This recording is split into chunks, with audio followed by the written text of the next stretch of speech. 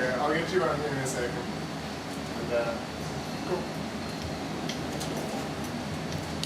So after you get all your proper information, what would be the next step? Verify them online, their recommendations now.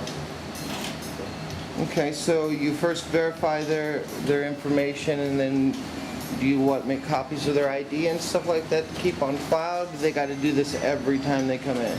Yeah, we just, for their first time, we make the copy of their recommendation and make sure that they have a valid ID. We put it into a filing cabinet and also log it into the computer so that every other time they just have to bring the ID and we can pull up their Nice, nice. something like that.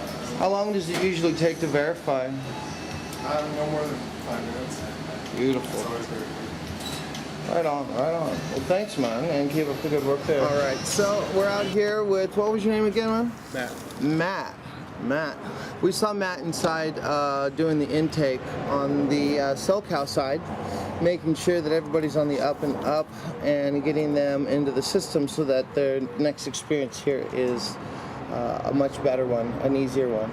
So I cornered him, and I'm making him talk on camera now.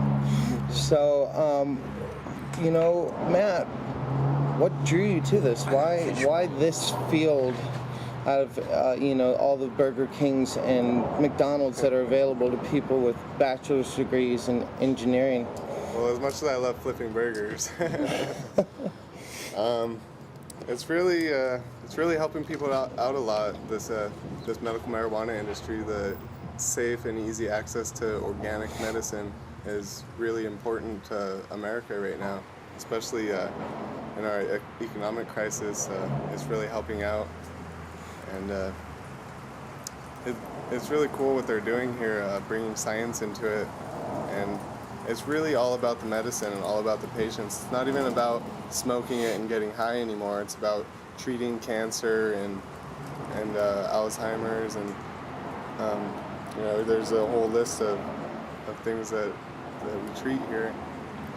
What's most interesting is the lotions and the topical creams and stuff that you can rub on your skin that actually would really help with skin cancer, and I've had a lot of people with joint problems that say that it helps a lot. And so I just like being here, and I like hearing people's reactions to the medicine, and I like to hear that it really works, and it really does work.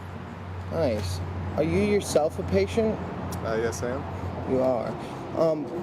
How does this help you medically wise? We don't really necessarily need to know why you're a patient, but what does this do for you? I mean, not just physically, obviously, you wouldn't use it unless it worked, but are there other reasons for choosing this medication over stuff that's, I find, more available, I guess? Well, marijuana is frowned upon. I get what you're saying there.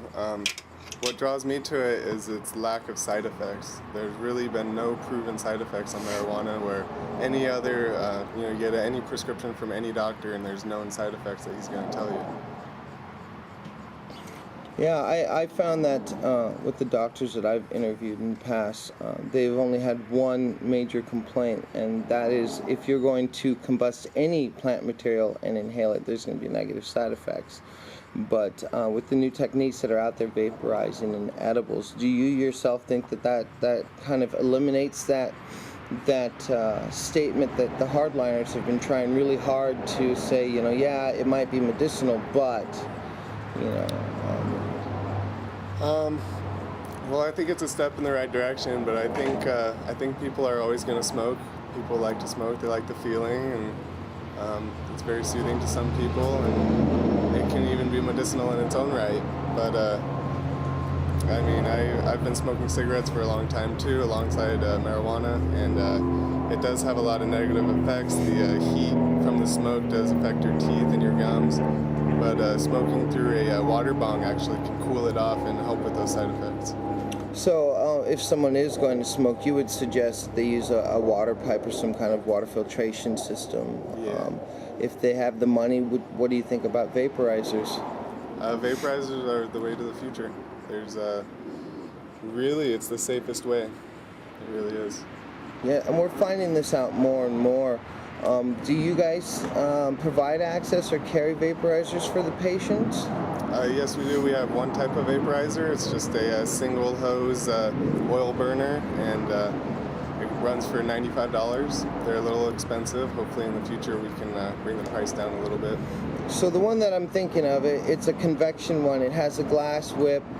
You put the medical herb or concentrate inside the bubble end, and that slides over the heating element. Is that correct? Correct. And so it's a passive system. It doesn't actually blow air out. The air is drawn through from the patient actually drawing on the whip itself. Correct. All right. So that's just to let people know out there. There are vaporizers that actually have forced air in them. A lot of doctors recommend those just so that people who do have lung issues. My father has emphysema. If he was to use it, the vaporizer into a bag would be easier for him than to use one with a whip. But it's always nice to know that at least something is provided as an alternative. Now, are you guys going to be carrying papers? And if so, are you going to try and move towards the hemp papers, the rice papers, or do you have any kind of comment on that at all? We try to use the organic hemp papers. Unfortunately, they're really expensive, so we've been forced to downgrade to the regular zigzags, but we do have the choice for our patients to have one or the other. Nice. Now, I'm not sure if you know this, but San Diego, Southern California have put in a petition with NORML to get not only the state but the federal government to allow them to grow commercial hemp. How do you think that's going to affect the medical community? You think this is a positive step for those of us that want the reform of medical marijuana laws or marijuana laws in general? Do you think it's going to turn it into more of a like a McDonald's style franchise business and lose some of that one-on-one that we find here at Cal Botanicals? That's a pretty deep question there. I think we can't stop McDonald's, but we can sure as hell try. The best thing we could do is keep local products in, keep local farmers. Most of our vendors are all local within a 50-mile radius, and we don't like to outsource our own vendors because they are part of our own local community. That's actually a really good point to bring up. What drew me to this place was the fact that it's community-based. A lot of you may know through my forums that I'm a big advocate of permaculture. Permaculture likes to enlist the idea of making the food source closer to you. We pay more to produce the food than the food is worth. This is lunacy. So it's nice to see that these concepts are actually being adapted into a business structure like this one here. More and more people are not only finding out more about cannabis and its wonderful many uses, but they're finding out new forms of agriculture like permaculture, where they can have the aesthetics of a beautiful garden at their home while still subsidizing a third to two-thirds of their food with good organic materials. So in many ways, these guys are reflecting that in the way they like to run their collective.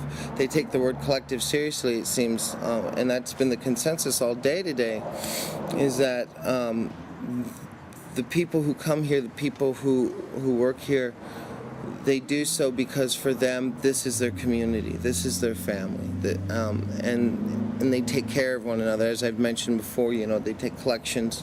If you don't have food or something, somebody here will do their best to try and help you, or at least point you in the right direction. And that's so far and beyond what they are legally obligated to provide for patients. So what I'm trying to do here is show you guys that this business structure does work.